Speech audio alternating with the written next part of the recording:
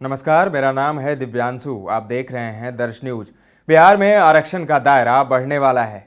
CM Nitish Kumar ने मंगलवार को विधानसभा के शीतकालीन सत्र में इसे लेकर बयान भी दिया और भी कई बयान दिए, जिस पर बाद में खूब हो हंगामा भी हुआ।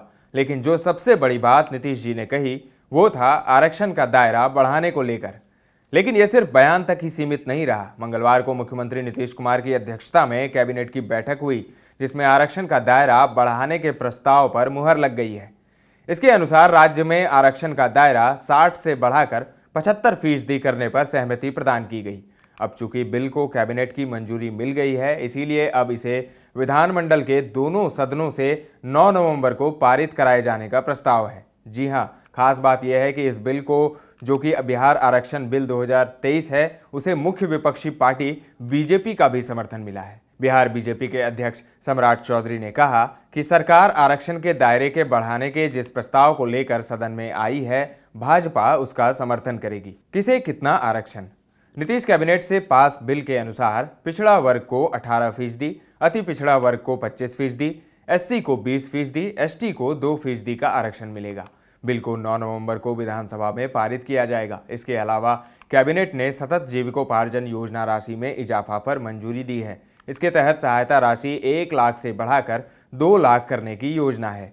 राज्य मंत्रिमंडल की मुहर गरीब परिवारों को स्वरोजगार के लिए 2-2 लाख रुपए देने और 63,850 आवासहीन परिवारों को जमीन के लिए 1-1 लाख रुपए देने पर भी लगी है। नीतीश ने क्या कहा? मंगलवार को सदन में चर्चा के दौरान सीएम नीतीश ने कहा कि बिहार में आरक्षण की सीमा बढ़ाने का विधेयक इसी सत्र में लाया जाएगा।